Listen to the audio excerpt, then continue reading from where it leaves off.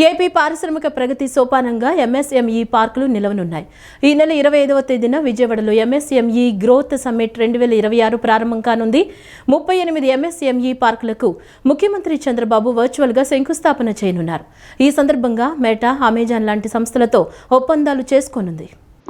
ఆంధ్రప్రదేశ్లో సూక్ష్మ, చిన్న, మధ్య తరహా పరిశ్రమల రంగాన్ని మరింత బలోపేతం చేస్తూ ఈ రంగాన్ని అంతర్జాతీయ స్థాయికి తీసుకెళ్లడమే లక్ష్యంగా రాష్ట్ర ప్రభుత్వం కీలకమైన ముందడుగు వేస్తోంది. ఈ నెల 25వ తేదీన విజయవాడలో ఎంఎస్ఎంఈ గ్రోత్ సమ్మిట్ 2026 నిర్వహిస్తోంది. ముఖ్యమంత్రి చంద్రబాబు ఈ సదస్సుకు హాజరై రాష్ట్రంలో 38 ఎంఎస్ఎంఈ పార్కులకు శంకుస్థాపన చేయనున్నారు.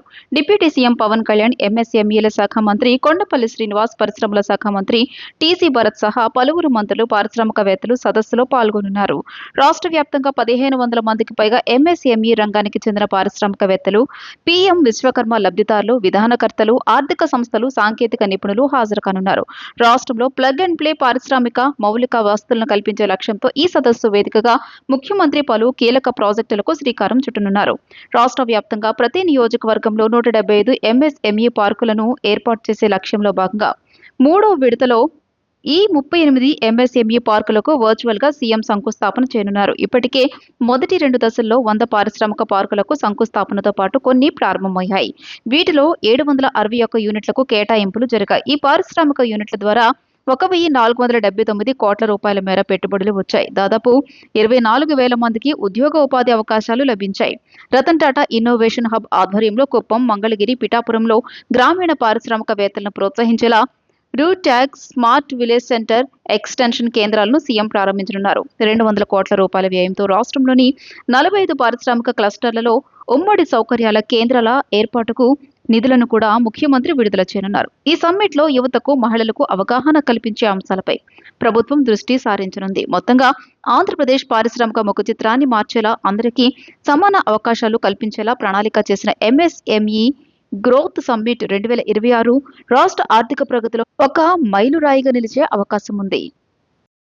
తూర్పు నియోజకవర్గ ప్రజలకు ఎనలేని సేవలను అందిస్తూ ప్రజలకు అండగా నిలుస్తున్న వ్యక్తి ఎమ్మెల్యే గద్దె రామ్మోహన్ అని మంత్రి అనగాని సత్యప్రసాద్ అన్నారు.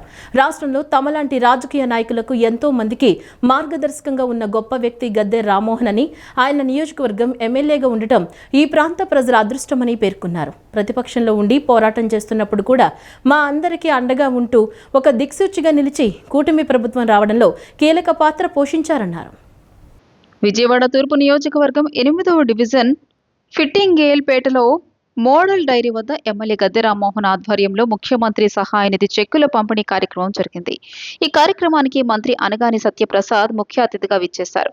63 మంది లబ్ధిదారులకు 87 లక్షల రూపాయల సీఎం సహాయ నిధి చెక్కులను పంపిణీ చేశారు. ఈ సందర్భంగా ఆ మంత్రి మాట్లాడుతూ ఆరోగ్య ఆంధ్రప్రదేశ్ చేయాలని ముఖ్యమంత్రి చంద్రబాబు కోరుకుంటున్న సమయంలో ఎమ్మెల్యే గద్దె రామ్మోహన్ చొరవ చూపించి ఈ ప్రాంతంలో ఉన్న ప్రతి ఒక్క పేదవారికి సీఎం సహాయ నిధి అందేలా కృషి చేస్తున్నారని తెలియజేశారు. కూటమి ప్రభుత్వం వచ్చి ఇంకా 2 ఏళ్లు పూర్తి కాలేదని ఈ మధ్య కాలంలో 8 కోట్ల రూపాయలు సీఎం సహాయ నిధిని చెక్కులను ఇప్పించడం అభినందనీయమన్నారు. ఇదే కాకుండా నియోజకవర్గంలో ఎటువంటి సమస్యలు ఉన్నా ముఖ్యమంత్రి మంత్రుల దృష్టికి తీసుకువెళ్లి వాటి పరిష్కారానికి కృషి చేస్తున్నారని తెలియజేశారు. విజయవాడ పట్టణంలో ఉన్నటువంటి కొన్ని నిరభ్యంతర స్థలాలను జీవో 30 ప్రకారం ఇచ్చేయాలని ముఖ్యమంత్రి చంద్రబాబు చెప్పారని, అది కేవలం ఎమ్మెల్యే గద్దె రామ్మోహన్ చొరవతో జరిగిందన్నారు. విజయవాడలో 22,000 మందికి రాబోయే రోజుల్లో పట్టాలు వస్తున్నాయంటే అది ఎమ్మెల్యే గద్దె రామ్మోహన్ చొరవ, సీఎం చంద్రబాబు సూచనల కారణమన్నారు. ఆరోగ్య ఆంధ్రప్రదేశ్ చేయాలని చెప్పేసి గౌరవ ముఖ్యమంత్రి గారు కోరుకుంటాం. దాంట్లో చొరవ చూపించి ఈ ప్రాంతంలో ఉన్న ప్రతి ఒక్క పేదవాడికి సీఎం రిలీఫ్ ఫండ్లో 8 కోట్ల రూపాయలు ఇప్పుడు దాకా 2 సంవత్సరాలు ఇంకా పూర్తి కాలే, ఎప్పటికే 8 కోట్లు ఇవ్వడం నిజంగా అభినందనదాయకం. ఇదే కాకుండా ఇంకా ఎలాంటి సమస్య ఉన్నా కూడా తప్పకుండా వారు స్పందించి గౌరవ ముఖ్యమంత్రి గారి దృష్టికి తీసుకెళ్ళి, ఇప్పుడే నాకు దారిలో వస్తూ ఉంటే కూడా చెప్తాను. ఇప్పుడు పొద్దున్నే చిన్నపిల్లల కార్యక్రమం చేసిన దారిలో వస్తూ ఉంటే కూడా ఇక్కడ ఉండే రెవెన్యూ సమస్యల్ని కూడా తెలియజేశారు. మొన్న ముఖ్యమంత్రి గారితో కూడా మీటింగ్ పెట్టుకొని ఈ పట్టణంలో ఉన్నటువంటి కొన్ని అన్అబ్జెక్షబుల్ ల్యాండ్స్ అయితే ఇమీడియట్గా జీవో 30 ప్రకారంగా ఇచ్చేయమని చెప్పి గౌరవ ముఖ్యమంత్రి గారు ఆల్రెడీ పాస్ చేశారు, చెప్పారు మాకు ఓవరాల్గా. అది కేవలం ఈ చొరవ మూలంగా ఈ రోజు విజయవాడలో 22,000 మందికి రాబోయే రోజుల్లో మీకు పట్టాలు వస్తూ ఉన్నాయంటే అది గద్దె రామ్మోహన్ రావు గారు తీసుకొచ్చారు. గౌరవ ముఖ్యమంత్రి గారు దృష్టికి తీసుకెళ్లారు. ఇక్కడ శాసనసభ్యులందరూ కూడా విజయవాడలో శాసనసభ్యులందరూ కోరిక, వీరు చేసిన ప్రదర్శన, గౌరవ ముఖ్యమంత్రి గారు ఇచ్చిన సూచనలు ఇవన్నీ కూడా త్వరలో రాబోయే 1-2 నెలల్లో రూపకల్పన కాబోతా ఉన్నాయని చెప్పేసి తెలియజేసుకుంటూ మళ్ళీ ఆ కార్యక్రమంలో కూడా ఒక పెద్ద ఎత్తున ఒక ఆనందకరమైన వాతావరణం మళ్ళీ కలుగుతుందని చెప్పి తెలియజేసుకుంటూ సెలవు తీసుకుంటున్నాను. Thank you. ఈ కార్యక్రమంలో మాజీ కార్పొరేటర్ జాస్తి సాంబశివరావు, ముమ్మనేని ప్రసాద్ పాల్గొన్నారు. పంట కాలువల పూడికతీత మరియు మరమ్మత్తు పనులను నిర్దేశించిన గడువులోగా నాణ్యతతో పూర్తి చేయాలని మంత్రి నిమ్మల రామనాయుడు ఇరిగేషన్ అధికారులను ఆదేశించారు. గత 5 ఏళ్ల పాలనలో కాలువల నిర్వహణ నిర్లక్ష్యానికి గురై రైతులు ఇబ్బందులు పడ్డారని గుర్తు చేశారు. ఆధునీకరణ పనులను 2028 జూన్ నాటికి పూర్తి చేయడమే లక్ష్యమని ఆయన వివరించారు. పంట కాలువల పూడికతీత మరియు మరమ్మత్తు పనులను నిర్దేశించిన గడువులోగా నాణ్యతతో పూర్తి చేయాలని మంత్రి నిమ్మల రామనాయుడు ఇరిగేషన్ అధికారులను ఆదేశించారు. పాలకొల్లులోని తన క్యాంపు కార్యాలయంలో జిల్లా సాగునీటి పరిస్థితులపై అధికారులతో సమీక్ష నిర్వహించిన ఆయన గోదావరి డెల్టాకు మే 31 నుంచి సాగునీరు విడుదల చేసేందుకు అన్ని ఏర్పాట్లు సిద్ధం చేయాలని సూచించారు. జిల్లాలో మంజూరైన 492 పనుల్లో ఇప్పటికే 241 పనులు పురోగతిలో ఉన్నాయని, పెండింగ్ లో ఉన్న పనులను వేగవంతం చేసి చివరి ఆయకట్టు ఎకరం వరకు నీరు అందేలా చూడాలని ఆయన స్పష్టం చేశారు. గత 5 ఏళ్ల పాలనలో కాలువల నిర్వహణ నిర్లక్ష్యానికి గురై రైతులు ఇబ్బందులు పడ్డారని గుర్తు చేసిన మంత్రి కూటమి ప్రభుత్వం డెల్టా ఆధునీకరణపై ప్రత్యేక దృష్టి పెట్టిందని పేర్కొన్నారు. ఇందులో భాగంగా 14 కోట్ల రూపాయలతో లైడార్ సర్వే చేపట్టి డిపిఆర్ సిద్ధం చేస్తున్నామని, ఈ ఆధునీకరణ పనులను 2028 జూన్ నాటికి పూర్తి చేయడమే లక్ష్యమని ఆయన వివరించారు. జగన్ కుటుంబానిది రాజకీయ నేపథ్యం కాదని, అది కేవలం హత్యలు, అకృత్యాల చరిత్ర అని మాజీ ఎమ్మెల్సీ బీటెక్ రవి విమర్శించారు. చంద్రబాబును వెన్నుపోటుదారుడని విమర్శించే జగన్ నిజానికి తన సొంత తల్లి విజయమ్మకు, చెల్లెలు షర్మిలకు ఆస్తుల్లో అన్యాయం చేసి అసలైన వెన్నుపోటు పొడిచారని రవి ధ్వజమెత్తారు. ఇజ్రాయెల్లో జరిగిన ఆస్తుల ఒప్పందాన్ని పక్కన పెట్టి చెల్లెల్ని రోడ్డు మీదకు తెచ్చారని ఆరోపించారు. పులివెందుల ఎమ్మెల్యే జగన్మోహన్ రెడ్డి వ్యాఖ్యలపై మాజీ ఎమ్మెల్సీ బీటెక్ రవి తీవ్రస్థాయిలో మండిపడ్డారు. జగన్ కుటుంబానికి రాజకీయ నేపథ్యం కాదని, అది కేవలం హత్యలు, అకృత్యాల చరిత్ర అని విమర్శించారు. గత 3 దశాబ్దాలుగా ఆ కుటుంబం సాగిస్తున్న దౌర్జన్యాలను నేటి యువత తెలుసుకోవాల్సిన అవసరం ఉందని ఆయన పేర్కొన్నారు. జగన్ తాత రాజారెడ్డి 1962లోనే పులివెందుల పోలీస్ స్టేషన్లో రౌడీ షీటర్ అని, బ్రిటిష్ కాలం నుంచి వారి కుటుంబ అక్రమాలకు పాల్పడిందని రవి ఆరోపించారు. బలుపునూరు గ్రామం నుంచి వెలివేతకు గురై వీరు పులివెందులకు వలస వచ్చారని గుర్తు చేశారు. 1968లో జగన్ నాయనమ్మ జయమ్మ వార్డు మెంబర్గా కూడా గెలవలేకపోయారని, అలాంటిది గొప్ప రాజకీయ కుటుంబం అని చెప్పుకోవడం హాస్యాస్పదమని ఎద్దేవా చేశారు. మంగంపేట బైరైటీస్ గన్ల కోసం వెంకట నరసయ్య అనే వ్యక్తిని హత్య చేసి ఆ వ్యాపారాన్ని రాజారెడ్డి హస్తగతం చేసుకున్నారని ఆరోపించారు.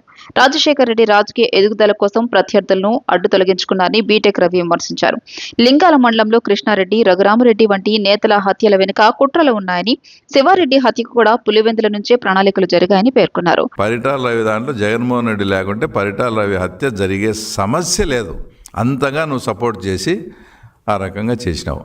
ఈ పిల్లలను చూసి ఇట్లా చేసి అంటే నాకేంది తెలు, మా వాళ్ళు అప్పుడు ఏదైనా గతంలో చేసిండొచ్చు అనేదానికి ఈయన ప్రత్యక్షంగా గాను పరోక్షంగాను ఈయనకుండి ఆ తర్వాత ఈయన ద్వారా జరిగినట్టు ఇది. ఇంకా మాట్లాడితే ఎప్పుడు మాట్లాడినా కూడా ఆయన మా నాన్నది అనుమానాస్పద మృతి అంటాడు. ఇది పెద్ద విచిత్రమైన విషయం ఏంటంటే పాపం ఆయన వాళ్ళ నాన్న అనుమానాస్పద మృతి అనేది ఆయన ప్రతిపక్షంలో ఉన్నప్పుడు ఆయన గుర్తొస్తుంది. ఆయన అధికార పక్షంలో ఉన్నప్పుడు ఏం గుర్తురాదు. ఎవరికి మీద అనుమానం అని చెప్పి అప్పుడు నీ అనుచరులు నువ్వు చెప్పినట్లు రిలయన్స్ పెట్రోల్ బంకుల మీద దాడులు చేసి వాళ్ళ ఆస్తులను కానీ నష్టపరిచిన వాళ్ళే మళ్ళీ వాళ్ళే వెంట పట్టుకొని వస్తే వాళ్ళకే రాజ్యసభ ఇస్తావు అధికారం అనేప్పుడు, అన్నీ చేస్తావు. మళ్ళీ ప్రతిపక్షంలోకి వస్తానే మా నాన్నది అనుమానాస్పద మృతి అంటావు. ఇది అసలు పెద్ద మామూలుగానే ఇది ఆశ్చర్యకరమైన విషయం. తర్వాత ఇంకోటి మాటికి మా చంద్రబాబు నాయుడు గారిని వెన్నుపోటు రాజకీయం అది ఇది అంటావు. ఎట్లా నాకు తెలిసి 94లో ఎలక్షన్ జరిగింది. పార్టీని కాపాడుకోవాలనే ఉద్దేశంతో అందరు ఎమ్మెల్యేలు, రామారావు గారి కుటుంబ సభ్యులు కలిపి చంద్రబాబు నాయుడు గారిని ముఖ్యమంత్రిగా ఎన్నుకున్నారు. ఎన్నుకున్న తర్వాత 96లో పార్లమెంట్ ఎలక్షన్ వచ్చింది. నిజంగా ప్రజలు చంద్రబాబు నాయుడు వెన్నుపోటే పొడిచిన అంటే ఆ 96 ఎలక్షన్స్లో ఒక సీట్ రాకూడదు. ఆ రోజు 18 సీట్లు వచ్చాయి. తర్వాత 1999లో అప్పటికి నాయకుడు చంద్రబాబు నాయుడే కదా.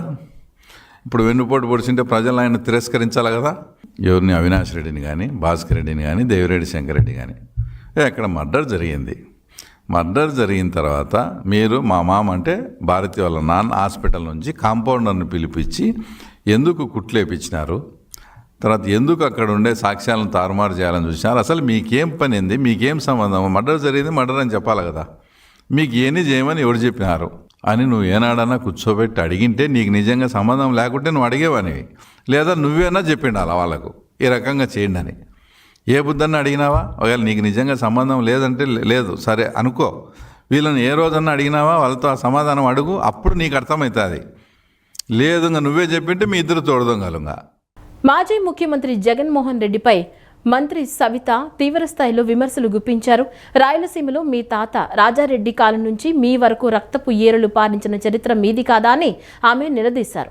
పరిటాల రవి, వివేకానందరెడ్డి హత్యల వెనుక ఉన్నదెవరో ప్రజలందరికీ తెలుసని, మీ కుటుంబ చరిత్ర గురించి తెలియని వారు ఎవరూ లేరని ఆమె పేర్కొన్నారు. మదర్ తెరిసా వల్లే శాంతిదూతగా నటిస్తూ ప్రజల్ని మభ్యపెట్టే ప్రయత్నం మానుకోవాలని మంత్రి సవిత హితవు పలికారు. జగన్ సిద్ధాంతం విధ్వంసమైతే తమది అభివృద్ధి సిద్ధాంతమని ఆమె స్పష్టం చేశారు. రాష్ట్రాన్ని దేశంలోనే అగ్రగామిగా నిలపడానికి కూటమి ప్రభుత్వం రేయింబవళ్లు కృషి చేస్తోందని, గడిచిన 23 నెలల కాలంలోనే 25 లక్షల కోట్ల పెట్టుబడులను రాబట్టామని ఆమె వెల్లడించారు. మరి ఒక్క ఛాన్స్ అని చెప్పి ముఖ్యమంత్రి అయిన తర్వాత జగన్మోహన్ రెడ్డి రాష్ట్రాన్ని ఏ విధంగా మరి భయభ్రాంతులు చేశారో మనందరికీ తెలుసు. మరి శవరాజకీయాలు చేస్తూ మరి దళితుల్ని హతమార్చడం మనం చూసాం. మరి దళిత డ్రైవర్ని డోర్ డెలివరీ చేసిన వ్యక్తి ఎవరో రాష్ట్ర ప్రజలందరికీ తెలుసు. దానితో పాటు మరి బాబాయి గొడ్డలిపోటు, మరి ఎవరి ఎంపీ సీటు కోసం ఎవరైతే అడ్డం వస్తారో అలాంటి ఒక మంచి వ్యక్తిని మరి బాబాయి గొడ్డలిపోటు ఏ విధంగా మరి రపర్రప నరికారో మరి రాష్ట్ర ప్రజలందరికీ తెలుసు. మరి అనంతబాబు గారు ఎవరితో ప్రయాణిస్తున్నారు, మరి అవినాష్ రెడ్డి గారు ఎవరితో ప్రయాణిస్తున్నారు, మరి ఈ ప్రజలందరికీ క్లారిటీ ఉంది. జగన్మోహన్ రెడ్డి గారు మీరు సడన్గా స్వామి వివేకానంద గారు అయిపోయినట్లు, మహాత్మా గాంధీ గారు అయిపోయినట్లు, మరి గౌతమ్ బుద్ధుడిలా మీరు మాట్లాడితే ప్రజలు ఎవరు నమ్మే పరిస్థితిలో లేరు. రాష్ట్ర ప్రజలందరికీ క్లారిటీ తెలుసు. మీ తాత చరిత్ర, మీ తాత రాజారెడ్డి గారి చరిత్ర ఏంటో రాష్ట్ర ప్రజలకి తెలుసు. మరి మీ తండ్రి రాజశేఖర్ రెడ్డి గారి గురించి ప్రజలందరికీ తెలుసు. మరి సైకో జగన్ గురించి కూడా రాష్ట్ర ప్రజలందరికీ తెలిసి ఒక్క అవకాశం ఇచ్చినందుకు ఈ రాష్ట్ర పరిస్థితి ఏంటి అనేది రాష్ట్ర ప్రజలందరికీ తెలుసు. ఎవరు ఫ్యాక్షన్, ఈ రాయలసీమ భయపడేవారు ఒకప్పుడు. ఫ్యాక్షన్ అనేది రక్తం ఏర్లై పారేది. మరి ఎవరు ఆ ఫ్యాక్షన్ రాజకీయాలకు నాంది పలికిన వ్యక్తులు ఎవరో మరి ప్రజలందరికీ తెలుసు. మరి ఈరోజు ఈ రాయలసీమలో ఫ్యాక్షన్ అనే పదాన్ని నిర్మూలించిన వ్యక్తి చంద్రబాబు నాయుడు గారు. మరి కత్తి పట్టుకున్న చేతులందరూ ఈరోజు పెన్ను పెట్టుకుంటున్నారు, కంప్యూటర్లు పెట్టుకుంటున్నారు, ల్యాప్టాప్లు పెట్టుకుని సాఫ్ట్వేర్ ఇంజనీర్లా, వ్యాపారవేత్తల్లా మరి రైతాంగాన్ని అభివృద్ధి పరిచిన వ్యక్తి ముఖ్యమంత్రి చంద్రబాబు నాయుడు గారు అనే విషయం తెలుసు. రాయలసీమలో ఫ్యాక్షన్ నిర్మూలించి ఈరోజు పరిశ్రమలు కావచ్చు, ఈరోజు రాయలసీమ ఏ విధంగా అభివృద్ధి జరుగుతుందో రాష్ట్ర ప్రజలందరికీ తెలుసు. మీ తాత చరిత్ర, మీ తండ్రి చరిత్ర, మీ చరిత్ర రాష్ట్ర ప్రజలకు తెలుసు. ఈరోజు మా చరిత్ర ఏంటి? మా తెలుగుదేశం పార్టీ నాయకులు అన్న నందమూరి తారక రామారావు గారు, మరి చంద్రబాబు నాయుడు గారు, యువగల అధినేత నారా లోకేష్ బాబు గారు ఒక పక్క పార్టీని బలోపేతం చేస్తూ ఈ రాష్ట్ర అభివృద్ధి కోసం అహర్నిశలు కష్టపడుతున్న వ్యక్తి మా యువగల అధినేత నారా లోకేష్ బాబు గారు. మరి ఈరోజు మీరు మీ ఉనికి కోసం, మీ పార్టీ ఉనికి కోసం ఈరోజు మీరు ఇలాంటి ప్రెస్ మీట్లు పెడితే ప్రజలు ఎవ్వరూ నమ్మే పరిస్థితిలో లేరు. పూతలపట్టు ప్రాథమిక ఆరోగ్య కేంద్రంలో సంజీవని సేవలను ముఖ్యమంత్రి చంద్రబాబు పరిశీలించారు. సంజీవని సహా వివిధ ప్రభుత్వ సేవలపై ప్రజల నుంచి నేరుగా ఫీడ్బ్యాక్ తీసుకున్నారు. యాదమరి ఆరోగ్య కేంద్రం నుంచి నిపుణులు, వైద్యులతో వర్చువల్గా మాట్లాడారు. గ్రామ స్థాయికి అత్యుత్తమ వైద్యం అందించడమే లక్ష్యమని ఈ సందర్భంగా ముఖ్యమంత్రి పేర్కొన్నారు. చిత్తూరు జిల్లా యాదమరి మండలంలోని సంజీవని ప్రాథమిక ఆరోగ్య కేంద్రాన్ని ముఖ్యమంత్రి నారా చంద్రబాబు నాయుడు శనివారం సందర్శించారు. సంజీవని కార్యక్రమంలో పాల్గొనడానికి పూతలపట్టు వచ్చిన సీఎం చంద్రబాబు తన పర్యటనలో భాగంగా పీహెచ్సీలో కొత్తగా ప్రవేశపెట్టిన సంజీవని డిజిటల్ వైద్య సేవల పనితీరును ల్యాబ్ డెమోల ద్వారా పరిశీలించారు. ఓ పేషెంట్ పీహెచ్సీకి వచ్చి వైద్యం చేయించుకుని మందులు తీసుకెళ్లే ప్రక్రియను మొత్తం ముఖ్యమంత్రి పరిశీలించారు. ఈ ప్రక్రియలో భాగంగా సంజీవని ద్వారా టెక్నాలజీని అనుసంధానించి ఎలాంటి వైద్యం అందిస్తున్నారనే అంశాన్ని సీఎం స్వయంగా పరిశీలించారు. ఈ సందర్భంగా పీహెచ్సీలోని వివిధ విభాగాలను సందర్శించి అక్కడున్న సిబ్బందితో మాట్లాడారు. ఈ సందర్భంగా సంజీవని ద్వారా రోగులకు తాము ఎలాంటి సేవలను అందిస్తున్నామనే అంశాన్ని ముఖ్యమంత్రికి ఆరోగ్య కేంద్రంలోని సిబ్బంది వివరించారు. ఓ పేషెంట్ పీహెచ్సీకి వస్తే పేషెంట్ కేర్ కోఆర్డినేటర్ డెస్క్ వద్ద చేపట్టే నమోదు ప్రక్రియను ముఖ్యమంత్రి పరిశీలించారు. పీసీసీ డెస్క్ ప్రతినిధి ఈ డిజిటల్ విధానాన్ని సీఎంకు వివరించారు. Digital queue management system, visit రికార్డుల జనరేషన్, రోగుల సేవలను మ్యాపింగ్ చేసే విధానాన్ని సీఎంకు వివరించారు.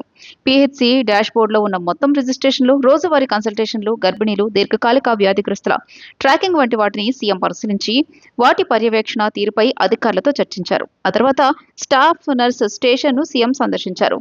బీపీ, ఎత్తు, బరువు, temperature, heart beat, pulse rate వంటి వివరాలను డిజిటల్ పద్ధతిలో నమోదు చేస్తున్న ప్రక్రియను సీఎం పరిశీలించారు. ఆ తర్వాత సంజీవని ప్లాట్ఫామ్లో ఏఐ అసిస్టెడ్ కన్సల్టేషన్ విధానాన్ని సీఎం చంద్రబాబు వీక్షించారు. అక్కడ ఉన్న మెడికల్ ఆఫీసర్ రోగి పాత చరిత్రను సేకరించడం, నర్సులు రికార్డు చేసిన వైటల్స్ను తనిఖీ చేయడం, AI support, automated documentation, digital prescription generation వంటి ప్రక్రియలను లైవ్లో ముఖ్యమంత్రికి చూపించారు. ఈ ఏఐ టెక్నాలజీ వల్ల డాక్యుమెంటేషన్ భారం తగ్గి రోగులపై ఎక్కువ శ్రద్ధ పెట్టేందుకు వీలవుతుందని చంద్రబాబుకు డాక్టర్ వివరించారు. ఆ తర్వాత ఫార్మసీ విభాగాన్ని సీఎం సందర్శించారు. ఫార్మసీలో డిజిటల్ ప్రిస్క్రిప్షన్లను చూసి మందుల పంపిణీ చేసే విధానాన్ని చూశారు. ఈ సందర్భంగా ఫార్మసీ విధుల్లో భాగంగా తాము రోజువారీ చేసే పని విధానాన్ని సీఎంకు ఫార్మసీ సిబ్బంది వివరించారు. ఇక పీహెచ్సీలోని వర్చువల్ రూమ్ నుంచి సంజీవని ప్లాట్ఫామ్ ద్వారా కనెక్ట్ అయ్యి కుప్పం ఏరియా హాస్పిటల్, బెంగళూరులోని టాటా ఎండీకి నిపుణులైన వైద్యులతో వర్చువల్ కాన్ఫరెన్స్ నిర్వహించారు.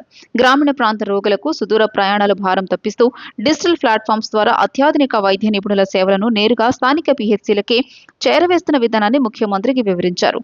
అత్యాధునిక సాంకేతికత విధానం గ్రామీణ ఆరోగ్య రంగంలో విప్లవాత్మక మార్పులు తీసుకువస్తుందని ఈ సందర్భంగా సీఎం ఆశాభావం వ్యక్తం చేశారు. ఈ సందర్భంగా పీహెచ్సీల్లో వైద్యం తీసుకుంటున్న పలువురు పేషెంట్లు, వారి బంధువులతో సీఎం సంభాషించారు. టెక్నాలజీని అనుసంధానించి అమలు చేస్తున్న సంజీవిని ప్రాజెక్ట్ ఏ విధంగా ఉందని అడిగి తెలుసుకున్నారు. వైద్య సేవలతో పాటు ప్రభుత్వం అందిస్తున్న వివిధ సంక్షేమ అభివృద్ధి కార్యక్రమాలు అమలు ఎలా ఉందని వారి నుంచి సీఎం చంద్రబాబు ఫీడ్బ్యాక్ తీసుకున్నారు. తమకు అన్నదాత సుఖీభవ, తల్లికి వందనం వంటి పథకాలు తమకు అందుతున్నాయని, పథకాల అమలు బాగుందని వారు సీఎంకు వివరించారు. అలాగే స్త్రీ శక్తి పథకం ద్వారా ఉచితంగా ప్రయాణించగలుగుతున్నామని లబ్ధిదారులు సీఎంకు తెలియజేశారు. దుర్గమ్మ దర్శనానికి వచ్చే భక్తులకు ఎండ నుంచి ఉపశమనం కలిగించే విధంగా జనసేన పార్టీ నాయకుడు బాడిత శంకర్ ఆధ్వర్యంలో మజ్జిగ పంపిణీ చేయడం అభినందనీయమని టీడీపీ రాష్ట్ర ఉపాధ్యక్షులు బుద్దా వెంకన్న అన్నారు. సేవా కార్యక్రమాల్లో బాడిత శంకర్ ఎప్పుడు ముందుంటారని ప్రశంసించారు. తీవ్ర ఎండల దృష్ట్యా వేసవి కాలమంతా ఈ శిబిరం అందుబాటులో ఉంటుందని వెల్లడించారు. విజయవాడ కనకదుర్గమ్మ దర్శనానికి వచ్చే భక్తుల సౌకర్యార్థం జనసేన పార్టీ నాయకుడు బాడిత శంకర్ ఆధ్వర్యంలో కనకదుర్గ నగర్ వద్ద మజ్జిగ పంపిణీ కార్యక్రమం చేపట్టారు. పెరుగుతున్న ఎండల దృష్ట్యా భక్తులకు ఉపశమనం కలిగించేందుకు ఏర్పాటు చేసిన ఈ శిబిరాన్ని టీడీపీ రాష్ట్ర ఉపాధ్యక్షుడు బుద్దా వెంకన్న ప్రారంభించారు. ఈ సందర్భంగా బుద్దా వెంకన్న మాట్లాడుతూ గత 30 ఏళ్లుగా బాడిత శంకర్ అనేక సేవా కార్యక్రమాలు చేస్తున్నారని, ఇప్పుడు జనసేన అధినేత పవన్ కళ్యాణ్ పిలుపు మేరకు నాణ్యమైన మజ్జిగను భక్తులకు అందజేయడం అభినందనీయమని కొనియాడారు. కేవలం ఒక్క రోజుకే పరిమితం కాకుండా ఎండాకాలం ముగిసే వరకు ప్రతిరోజు ఈ కార్యక్రమం కొనసాగుతుందని ఆయన స్పష్టం చేశారు. ఇలాంటి కార్యక్రమాలు ఎన్నో కార్యక్రమాలు చేశారు. ఆ కార్యక్రమాలన్నింటిలో కూడా ఇవాళ నెంబర్ 1 కార్యక్రమం ఏదైతే తనున్న పార్టీ జనసేన పార్టీ నాయకుడి పేరు మీద, పవన్ కళ్యాణ్ గారి పేరు మీద, ముఖ్యంగా అమ్మవారు గుడి దగ్గరికి కొన్ని వేల మంది యాత్రికులు ఇక్కడికి వస్తారు. వారు ఎండలో సొమ్మసిల్లి పడిపోయిన ఇవి కూడా ఉన్నాయి. అయితే తను ఒక ఉధృత భావంతో ఇవాళ అమ్మవారి గుడిని ఎంచుకొని ఇక్కడ మజ్జిగ పంపిణీ కార్యక్రమం, అది కూడా మజ్జిగ కూడా క్వాలిటీ గల మజ్జిగ, విజయ మజ్జిగ, ఏదో మామూలు మజ్జిగ కాకుండా ఒక క్వాలిటీ మజ్జిగని ప్రజలకు అందజేయడమే కాకుండా ఏదో ఒకరోజు చేసి మీడియా ముందు చేసి మళ్ళీ తీసేయకుండా ప్రతిరోజు ఎండాకాలం ఉన్నంత వరకు కూడా ఈ కార్యక్రమాన్ని చేపడుతున్నందుకు మా సోదరుడు బాడిత శంకర్కి ప్రత్యేక ధన్యవాదాలు తెలుపుకుంటున్నాను. అనంతరం బాడిత శంకర్ మాట్లాడుతూ జనసేన పార్టీ సేవా దృక్పథంతో ఈ కార్యక్రమాన్ని నిర్వహిస్తున్నట్లు తెలిపారు. ఎండల వల్ల ఇబ్బంది పడే పాదచారులు, యాత్రికుల కోసం తమ వంతు సహాయంగా ఈ నిర్ణయం తీసుకున్నామని, కూటమిలోని నాయకులందరూ ఇలాంటి సేవా కార్యక్రమాల్లో భాగస్వాములు కావాలని ఆయన కోరారు. టెంపుల్ వారు కానీ కార్పొరేషన్ గారు ఏం చేసినా సరే మా సహాయం వంతుగా, మా పార్టీ సహాయం వంతుగా ఈ రోజు నుంచి ఎండాకాలం అయిపోయేంత వరకు కూడా ఈ కార్యక్రమం కొనసాగుతూనే ఉంటుంది. పెద్దలు అందరూ కూడా పెద్ద హృదయంతో మీరు కూడా మీ ఏరియాలో లేకపోతే ఎక్కడైతే ఏ ప్రాంగణం ఏరియాలో బెజవాడ వాసులు అంటే సేవా దృక్పథం కలిగిన వాళ్ళు ప్రతి ఒక్కరూ కూడా సేవ చేసేయడానికి ముందుకు ఉంటారు. అందుకని మా జనసేన పార్టీ ఆధ్వర్యంలో మేము చేపట్టే కార్యక్రమం సేవా కార్యక్రమం. సేవ చేయమని మా పవన్ కళ్యాణ్ గారు ఏదైతే చెప్పారో అదే సంకల్పంతో అదే దీక్షతో ప్రజలకు అందుబాటులో ఉంటూ భవానీపురంలో జరుగుతున్న భవన నిర్మాణ పనుల సమయంలో కన్నయ్య అనే భవన నిర్మాణ కార్మికుడు ప్రమాదవశాత్తు మరణించడం బాధాకరమని సిపిఎం నేత సిహెచ్ బాబురావు ఆవేదన వ్యక్తం చేశారు. ప్రభుత్వం హామీ ఇచ్చినట్లుగా భవన నిర్మాణ కార్మికులకు కనీసం నయా పైసా కూడా అందించలేదని ఆయన ఆరోపించారు. కన్నయ్య కుటుంబానికి ప్రభుత్వం వెంటనే 10 లక్షల ఆర్థిక సాయం అందించాలని, అలాగే మరణించిన ఇతర కార్మికుల కుటుంబాలను ఆదుకోవాలని బాబురావు డిమాండ్ చేశారు. విజయవాడ భవానీపురంలో జరుగుతున్న భవన నిర్మాణ పనుల సమయంలో కన్నయ్య అనే భవన నిర్మాణ కార్మికుడు ప్రమాదవశాత్తు మరణించడం బాధాకరమని సిపిఎం నేత సిహెచ్ బాబురావు పేర్కొన్నారు. ఇలాంటి ఘటనలు తరచూ జరుగుతున్నాయని, పేద కార్మికులు ప్రాణాలు కోల్పోతుంటే వారి కుటుంబాలు అనాథలవుతున్నాయని ఆయన ఆవేదన వ్యక్తం చేశారు. గతంలో చంద్రన్న బీమా పథకం ద్వారా ప్రమాదాల్లో మరణించిన కార్మికుల కుటుంబాలకు 5 లక్షల రూపాయల ఆర్థిక సాయం అందేదని, కానీ ప్రస్తుత ప్రభుత్వం ప్రకటించిన 10 లక్షల రూపాయల ఆర్థిక సాయం ఏ ఒక్కరికి అందడం లేదని బాబురావు విమర్శించారు. ప్రభుత్వం హామీ ఇచ్చినట్లుగా భవన నిర్మాణ కార్మికులకు కనీసం నయా పైసా కూడా అందించలేదని ఆయన ఆరోపించారు. భవన నిర్మాణ వసూలు చేసే 1% సెస్ను కార్మికులు సంక్షేమానికి ఖర్చు చేయకుండా ప్రభుత్వం తమ ఇష్టారాజ్యంగా ఇతర అవసరాలకు మళ్లించిందని ఆయన మండిపడ్డారు. ప్రభుత్వ ఖజానాలో సుమారు 1500 కోట్ల రూపాయలు అందుబాటులో ఉన్నప్పటికీ కార్మికులకు చెందాల్సిన సొమ్మును వారికి ఇవ్వడం లేదని పేర్కొన్నారు. కన్నయ్య కుటుంబానికి ప్రభుత్వం వెంటనే 10 లక్షల రూపాయల ఆర్థిక సాయం అందించాలని, అలాగే మరణించిన ఇతర కార్మికుల కుటుంబాలను ఆదుకోవాలని బాబురావు డిమాండ్ చేశారు. భవన నిర్మాణాల సందర్భంలో పేదలైనటువంటి కార్మికులు ఎంతోమంది చనిపోతున్నారు. వాళ్ళ కుటుంబాలు అనాథలవుతున్నారు. వాళ్ళని పట్టించుకునే నాదుడు కనపడుతున్నారు. కానీ ప్రభుత్వము వారికి 10 లక్షల రూపాయలు కుటుంబాలకు ఆర్థిక సాయం చేస్తామని కూటమి ప్రభుత్వం మాట ఇచ్చింది. గతంలో చంద్రన్న బీమా పేరుతో ఎవరు ప్రమాదవశాత్తు చనిపోయినా 5 లక్షలు ఇచ్చేవాడు. ఇప్పుడు 10 లక్షలు ఇస్తామన్నారు. కానీ ఒక్క నయా పైసా ఇవాళకి ఇవ్వట్లేదు. భవన నిర్మాణ కార్మికులు పోరాడితే వాళ్ళ సంక్షేమ నిధి కింద సహజ మరణానికి 60,000 లేకపోతే ఇతర కాన్పులకి వివాహాలకి ఇస్తామని ఇప్పుడు ప్రకటించారు 2 ఏళ్ల తర్వాత. కానీ అసలు ప్రమాదవశాత్తు జరిగేదానికి ఇవ్వాల్సిన డబ్బులు ఎందుకు ఇవ్వరు? ఇది గవర్నమెంట్ సొంత సొమ్ము కూడా కాదు. ఏ భవన నిర్మాణం జరిగినా ₹1 కోటి ఆ పైన వాటి నుంచి దాదాపు 1% ఈ సంక్షేమ నిధి కింద డబ్బు తీసుకుంటున్నారు. ఇది కార్మికుల సంక్షేమానికి ఖర్చు పెట్టాల్సింది. దాదాపు 1500 కోట్ల రూపాయలు ప్రభుత్వ ఖజానాలో ఉన్నా వాళ్ళు ఇష్టారాజ్యంగా ఇతర అవసరాలు ఖర్చు పెట్టుకున్నారు తప్ప కార్మికులకు చెందాల్సిన సొమ్ము ఇవ్వట్లేదు. అందుకే ఈ కన్నయ్య కుటుంబానికి 10 లక్షల రూపాయల ఆర్థిక సహాయం చేయాల్సిన బాధ్యత ప్రభుత్వం మీద ఉంది. ఒక కన్నయ్యకే కాదు, ఇలా ప్రమాదవశాత్తు చనిపోయిన భవన నిర్మాణ కార్మికులందరికీ కూడా సహాయం మీ దాన ధర్మంగా చేసేది బాధ్యత. రెండోది సంక్షేమ నిధి నుండి ఖచ్చితంగా చేయాలి. ఇలా చేయకపోతే వాళ్ళ ప్రజాప్రతినిధులైన మంత్రులు, ఎమ్మెల్యేలు, ఎంపీలు కూటమి ప్రభుత్వం తరఫున గెలిచారు. గతంలో మీరు మాట్లాడారు, గత ప్రభుత్వం ఇసుక లేదు, పని లేదు, మేము వస్తే అన్నీ చేస్తామన్నారు. కానీ 2 ఏళ్ళు అయిపోయింది, మళ్ళీ ఉత్సవాలు చేసుకున్నారు. మరి ఈ టైంలోనైనా కార్మికులను ఆదుకునేటువంటి పని చేయాలి.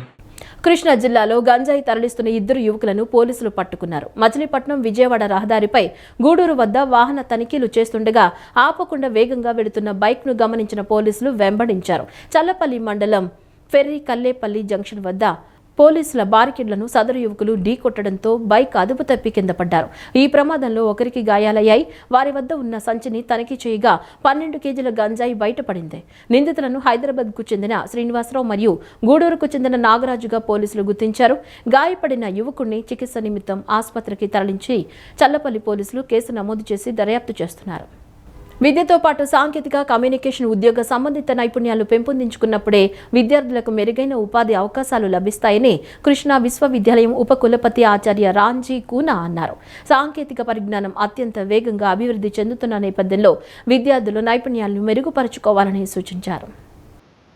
విద్యతో పాటు సాంకేతిక కమ్యూనికేషన్ ఉద్యోగ సంబంధిత నైపుణ్యాలు పెంపొందించుకున్నప్పుడే విద్యార్థులకు మెరుగైన ఉపాధి అవకాశాలు లభిస్తాయని కృష్ణా విశ్వవిద్యాలయం ఉపకులపతి ఆచార్య రామ్జీ కూనా అన్నారు. కేబిఎన్ కళాశాలలో శనివారం సాయంత్రం CAD 2K26 అచీవర్స్ డే పేరుతో ప్లేస్మెంట్ సాధించిన విద్యార్థుల అభినందన కార్యక్రమం నిర్వహించారు. ఈ సందర్భంగా ఆచార్య రామ్జీ మాట్లాడుతూ విద్యార్థి ఉద్యోగం సంపాదించడం మాత్రమే కాకుండా ఆయా సంస్థల్లో ప్రతిభను నిరూపించుకోవడం ముఖ్యమన్నారు. ప్రపంచవ్యాప్తంగా సాంకేతిక పరిజ్ఞానం అత్యంత వేగంగా అభివృద్ధి చెందుతున్న నేపథ్యంలో విద్యార్థులు నైపుణ్యాలను మెరుగుపరుచుకోవాలని సూచించారు. SK PVV Hindu high schools committee ప్రధాన కార్యదర్శి గోపిశెట్టి మల్లయ్య మాట్లాడుతూ సాంప్రదాయ విద్యతో పాటు ఉపాధి ఆధారిత నైపుణ్యాల్లో పట్టు సాధించిన వారికి ఉన్నత స్థాయి ఉద్యోగాలు సులభంగా లభిస్తాయన్నారు. కళాశాల కార్యదర్శి టి శ్రీనివాస్ మాట్లాడుతూ డిగ్రీ తొలి సంవత్సరం నుంచే విద్యార్థులకు reasoning, arithmetic, communication skills, interview నైపుణ్యాల్లో ప్రత్యేక శిక్షణ అందిస్తున్నామని తెలిపారు.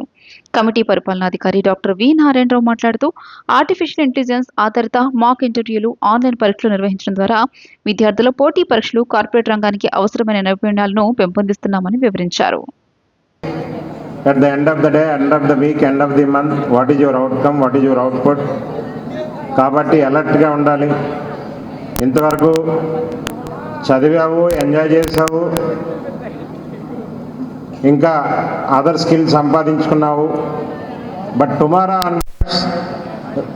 అవుట్కమ్స్ కూడా చూపించాలి. కంపెనీ టార్గెట్స్ ఏంటి, ఆ టార్గెట్స్ నువ్వు రీచ్ అవుతున్నావా లేదా, otherwise there is a threat. ఇప్పుడు మాకు కూడా టెక్నాలజీ చేంజెస్ వల్ల you know very well there are 150 colleges are there, 150 to 160 colleges are under Krishna University. More than 30,000 students are studying both UG professional, PG professional courses. But after 2-3 years we have also, there is a threat. The threat is forecasting. అంటే demand ఏ కోర్సులు ఉంటాయో మాకు కూడా తెలియదు, మారిపోతుంది. అంటే ఇక్కడ మీకు ఒక్క విషయం చెప్పాలి, మైక్రోసాఫ్ట్ కమర్షియల్గా ఇంటర్నెట్ రిలీజ్ చేసినప్పుడు మన యొక్క ఇండియాలో 140 crore పాపులేషన్కి 100 crore పాపులేషన్ చేయడానికి 10 years పట్టిందండి. పాడుతూ పాడుతూ సరదాగా కాలక్షేపం చేసుకుంటూ చదువుని చక్కగా తీర్చిదిద్దుకుని మరి మొదటి తఫానే మీరు బ్రహ్మాండంగా మన దగ్గరికి వస్తున్నటువంటి 40 నుంచి మరి ఈ సంవత్సరం ప్రత్యేకంగా ప్లేస్మెంట్ సెల్కి శ్రీనివాసరెడ్డి గారికి యాక్సెప్ట్ చెప్పాలి. 57 కంపెనీలు నాకు తెలిసి మన చుట్టుపక్కలలోనే కాదు, ఆంధ్ర రాష్ట్రం మొత్తం మీద కూడా 57 కంపెనీలు వచ్చిన ఏకైక కాలేజీ అది కేబిఎన్ కాలేజీ. అలాంటి కేబిఎన్ కాలేజీలో మేమంతా గర్వపడేలాగా మీరందరూ ఉద్యోగాలు తెచ్చుకుని మరి మీ తల్లిదండ్రులకు ఆకాంక్షలకు అనుగుణంగా మీ టీచర్స్ అయినా మేమంతా గర్వపడేలాగా మరి ఈ సంస్థను నెలకొల్పినటువంటి పెద్దలు, మేనేజ్మెంట్ సభ్యులు అందరూ కూడా గర్వపడేలాగా ఎక్కడ ఉన్నా సరే బ్రహ్మాండంగా రాణించండి. మొదటి వరుసలోనే మీరు చక్కగా రాణించి ఎక్కడున్నా కానీ మంచి పేరు ప్రఖ్యాతులు తీసుకురండి. ఎవరైనా సరే మీ మేనేజ్మెంట్ అడిగితే నేను కేబిఎన్ కాలేజీ స్టూడెంట్ అని గర్వంగా చెప్పే. ఈ వార్తలు ఇంతటితో సమాప్తం. నమస్కారం.